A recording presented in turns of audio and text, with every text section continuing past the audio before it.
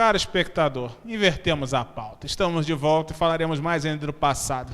Depois da alegre vitória sobre o Olaria, que não nos rendeu praticamente nada, voltamos à quarta-feira passada, a derrota do Fluminense para o Boca Juniors no Engenhão. Ricardo Almada, lembra daquela quarta-feira? Como foi? O que você tem a dizer? Achei até tranquilo, né? Porque a gente fala de Boca agora, depois fala de Arsenal e puxa o gancho mais tranquilo. Acho que ninguém se incomodou aí, não. Mas o jogo contra o Boca me incomodou demais, profundamente. O Fluminense andou em campo. A gente falou isso aqui antes de começar a gravação. O Fluminense andou, todo mundo viu o jogo. O Fluminense andou em campo, o Fluminense fez nada. Não fez nada. O Fred quase fez um gol no início do jogo, né? Que ele matou a bola no peito, chutou, o goleiro defendeu, o tal do Orion defendeu. E foi o único trabalho do Orion. O Orion não fez mais nada. O Wellington nem tentou algumas coisas e o Orion fez o grande trabalho de receber a correspondência que o He-Man escreveu para ele, com o endereço, com o remetente e tudo mais. O He-Man escreveu lá, deixa eu me colocar aqui no canto dele, canto esquerdo, né? Foi no canto esquerdo. Ele escreveu lá, canto esquerdo, com muito carinho à minha altura, beijos He-Man. Bateu lá, a cartinha chegou antes, o correio foi eficiente, e o camarada pegou o pênalti, para surpresa de muita gente. Eu nem vi o pênalti, porque eu estava na arquibancada, e no Engenhão as pessoas são muito mal educadas, né? Não bastasse ficar de pé, tem gente que ainda fica em pé na porra da cadeira, e você não consegue ver nada. É porque elas precisam ficar mais altas, né? Não, mais altas do que quem? Porque... exato. São os mesmos que nos chamam de corneteiros, são os que ficam em pé, em cima da cadeira no estádio. O cara ficou em pé em cima da cadeira, quando eu fui chamar, já tinham batido o pênalti, aí só fui conseguir ver depois. Vergonhoso, vai ter que ganhar do Arsenal de uma forma maneira para voltar com a moral boa, porque senão, se fosse mata-mata, estava eliminado. E tem gente que fala assim, se fosse mata-mata seria diferente. Seria, eu tomaria de 3-4. A coisa ficou, digamos tomaria assim... de 4-0 do Boca Juniors. Foi complicado, mesmo com o Fluminense tendo a classificação assegurada, agora não mais como o primeiro dos primeiros, que é uma coisa que o Trigo vai comentar pra gente. E não mais como o primeiro do grupo, porque vai jogar fora contra um Arsenal que pode ser chato. E se o Boca empatar com o Zamora e o Fluminense perder do Arsenal ou empatar, o Boca é primeiro do grupo. Faltando 2 jogos, o Fluminense entregou não só o primeiro lugar geral, que dificilmente vai reverter, como também pode ter entregue o primeiro lugar do grupo, cara. E isso é absurdo.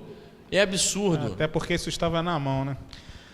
Sérgio Trigo, comente pra gente o que você conseguiu extrair de bom, se é que houve, da derrota do Fluminense para o Boca Juniors no Engenhão por 2-0 na quarta-feira passada. Bom, eu vou começar pelo final aqui, só organizando o que o Ricardo falou. Se o Boca empatar, o Fluminense é primeiro. O Fluminense tem 12 pontos, o Boca 10. Mas o Boca não vai empatar com o Zamora na Bomboneira. É muito infantil, né? A gente acreditar nisso. Excesso de otimismo, você diria. Para mim é um otimismo pueril, né, cara? É uma coisa infantil. Não é por aí, né? Por favor. Então, nesse caso, para o Fluminense sair em primeiro, só a vitória. Porque o empate do Fluminense diante do Arsenal, combinado com a vitória do Boca, o Boca tem um melhor saldo que o Fluminense. Não sei se o Arsenal vai fazer essa força toda, porque o Boca está em primeiro no Campeonato Argentino, o Arsenal é o terceiro, eles estão em disputa direta, tem jogo no final de semana. E disseram que esse grupo era muito fraco, né? O primeiro do Argentino, o terceiro, o Lanús é o último, só para a gente situar mais ou menos o que a gente está falando. O que não serve de desculpa para nada, o Fluminense não está jogando nada. Mas eu não acredito que o Arsenal vá fazer tanto esforço assim. O problema é se o Fluminense vai fazer algum esforço para ganhar o jogo.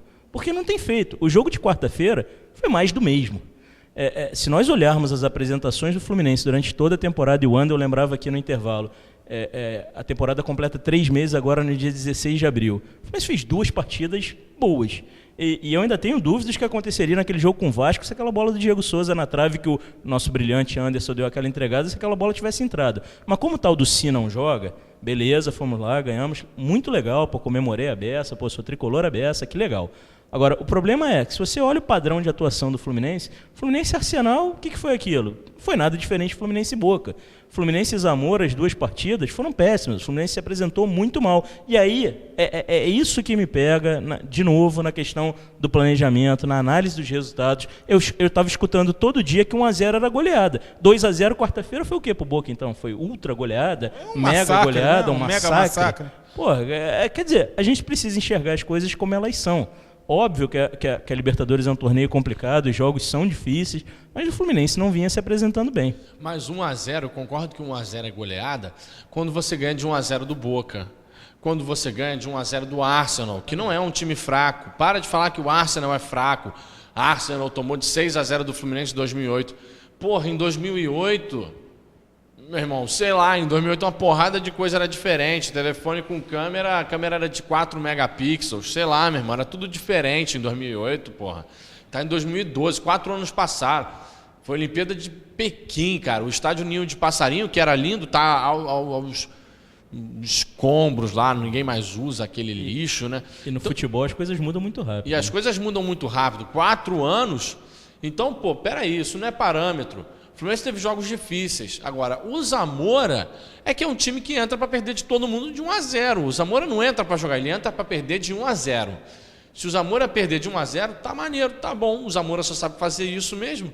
Agora, a derrota para o Boca Juniors de 2-0 foi ruim pelo 2-0, porque se fosse 1-0 também para mim seria normal. Não é que 1-0 seja goleado. Eu acho que 1-0 é um resultado bom na Libertadores. Dentro de casa, se você ganhar de 1-0 é bom, porque você não tomou gol e tal, bababá. Agora, o Fluminense perder de 2-0 do Boca Juniors em casa, tomar 2 gols e não ter tomado mais, é que foi pesado. E você sabe o que me incomoda, Ricardo? O Fluminense ganhou 2 vezes do Zamora por 1-0. Até hoje eu não sei se o goleiro do Zamora é bom ou ruim. O cara não fez nada em nenhuma das 2 partidas. Então, o problema não é ganhar de 1-0. O problema não é nem ganhar ou perder. O problema é como você ganha e como você perde. O Fluminense vinha ganhando? Vinha, mas não vinha jogando nada. E aí não dá pra gente entrar nessa ilusão.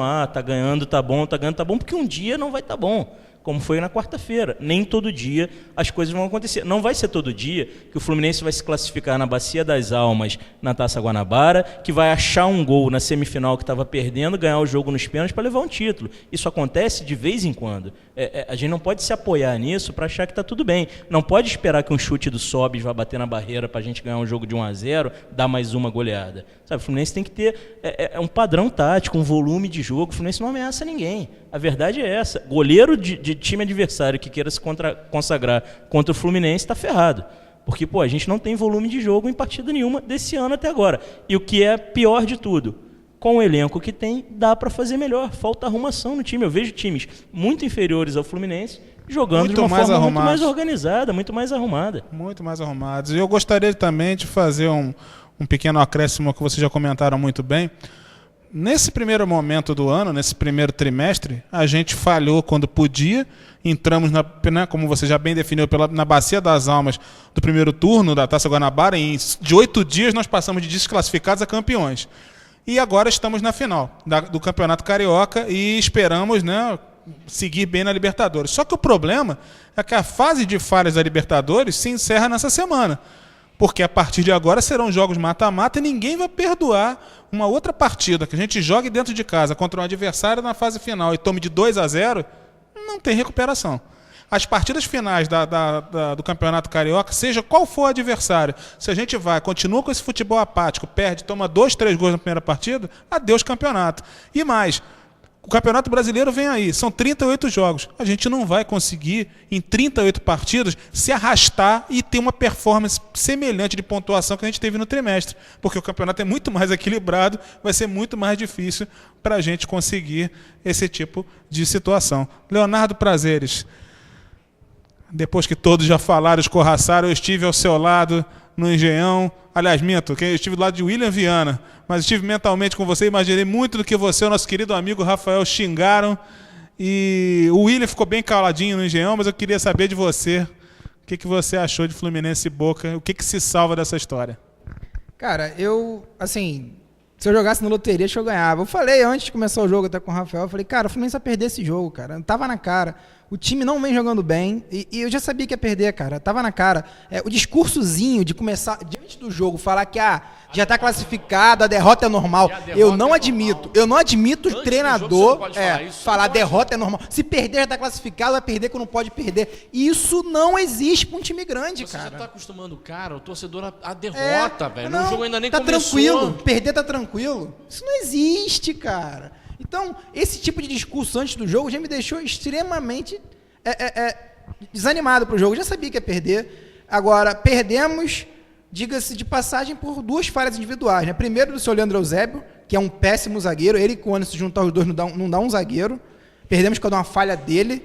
E perdemos por causa de uma falha do Jean, que até não é tanta culpa dele, porque o Abel Braga insiste em dizer que ele é lateral direito. Entra no jogo apoiando, marcando pela esquerda, que não é o lugar dele, depois é deslocado para lateral direita, que ele não é lateral e nem nunca foi lateral na vida dele, só jogou improvisado. Aí você precisando empatar um jogo, ele me coloca um lateral improvisado. Eu não consigo entender essa mentalidade do Abel Braga em mexer o time, Léo, podia ter sido pior, Léo. Você já pensou se o Souza tivesse entrado, porque ele faz bem todas as funções? Não dá, né? Souza machucado e parece que vai embora, graças a Deus. Machucado de vez, né? Depois de ter machucado a paciência da torcida, ele já... Só um adendo que eu queria fazer. A questão da sorte, eu concordo muito com o Sérgio. Eu falei aqui em vários programas, vou falar mais uma vez. A sorte do Abel Braga um dia acaba. Ele ganhou uma Libertadores e um Mundial com sorte. O time do Inter tinha jogadores bons, mas não tinha padrão tático nenhum. Tanto que quem fez gol foi o tal do Gabiru, que entrou na lista de viagem 2 horas antes de viajar, porque alguém se machucou, não lembro quem foi. Ele entrou 2 horas antes, entrou num jogo que estava horrível, fez um gol, virou herói, hoje em dia está esquecido, ele é horrível. Então o Abel Braga, ele tem sorte, só que eu já falei, a sorte um dia acaba. Se classificou na Guanabara com sorte, já não foi na Taça Rio. Então, esse negócio de sorte é um problema. E outra coisa, Thiago Neves, eu falei aqui desde a contratação dele. Muita gente foi contra, Marcelo Vieira falou que não, porque ele é bom, que ele é craque. Mas Thiago Neves nunca foi craque na vida dele. Nunca. Você tá cornetando o chefe, rapaz? Não, olha só, eu falei e agora... incrível nesse programa. O chefe está sendo cornetado. Falaram que eu estava errado, falaram que eu era corneteiro, que eu estava marcando o cara. Mas olha aí, ó, o que eu falei está acontecendo. O Thiago Neves não está jogando nada, não acerta nem lateral. Aí falar, faz um gol. Pô, cara, na moral, fazer gol sem botar ele na área, o que ele fez eu faço também. É cabeçada, gol fácil, é mole. Agora, não acerta passe, não vejo correr com tanta vontade quanto corria lá no clube lá do subúrbio da Gávea, como diz no subúrbio do Leblon, né, como diz o Trigo. Não vejo o Thiago Neves jogar 50% que jogou na Gávea. Mas eu tenho uma explicação, Léo, eu tenho uma explicação para isso. Ele está nesse processo de desintoxicação. Passou um ano ali naquele convívio muito pesado. O ambiente é muito pesado. Pelo que o doutor Celso Barros, que a torcida gosta de vangloriar, o que ele gastou para comprar o passe do Thiago Neves, leva a mal não. Comprava uns 2 sul-americanos aí muito melhor que ele, porque Wagner, horroroso, já vai embora. Só veio porque foi num papo de botequim com o Fred que ele veio pro Fluminense, estava fechado com o Palmeiras. Aí traz Wagner, horroroso. Thiago Neves não era para ter... Eu fui contra a contratação dele. Eu e o Paulo falávamos isso antes da contratação. Éramos contra. Continuo contra a contratação de Thiago Neves. Ele não está jogando nada. Bota no banco. O Lanzini, quando entra, faz tudo que ele não fez no jogo inteiro. O Lanzini faz. Então, tá aí o que vocês queriam, como dizia um grande narrador, né? Tá aí o que vocês queriam. O time não joga nada, o Abel não tira o Thiago Neves do time, insiste com esse tal de Edinho no meio campo e insiste com o Leandro Eusébio e Anderson.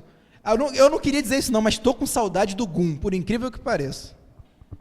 E só para complementar uma questão aqui que a gente abordou rapidamente, essa história do perder é normal, né? Se a gente olhar o retrospecto do time do Abel, perder é relativamente normal, hein? O Fluminense perde muito. Se a gente prestar atenção nos resultados desde que o Abel assumiu, no Campeonato Brasileiro, a quantidade de jogos que o Fluminense perdeu foi muito grande. E para time pequeno, né? Se não me engano, foram 21 vitórias, um empate de 18 derrotas, alguma coisa parecida com isso, se não foi exatamente isso que eu estou falando. Então, assim, realmente, para essa filosofia, ela está implantada no Fluminense. Perder está sendo relativamente normal, o que eu acho muito preocupante. E a outra coisa que me preocupa é ver o Fluminense seguidamente reclamando da retranca dos adversários. O Fluminense parar com isso, retranca faz parte do jogo, está na regra. Postura defensiva, postura cautelosa é lícito. Então, se o Fluminense não tem recurso para furar uma retranca, vamos parar, né? Vamos parar, porque o cara falou na quarta-feira que não tem problema nenhum, nós perdemos porque quase não chutamos a gol e isso não tem nada a lamentar.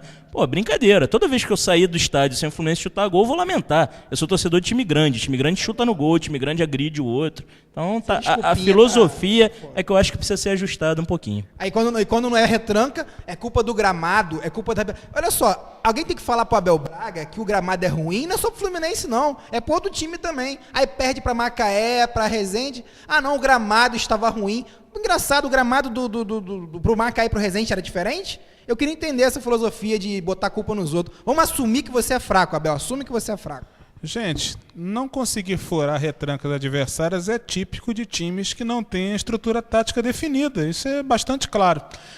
Mas, querido torcedor que está sempre nas nuvens e nos chama de corneteiros, no próximo bloco teremos coisas mais felizes e mais contentes, mais espetaculares. Vamos falar das perspectivas do Fluminense para os próximos cenários. Daqui a pouco retornamos.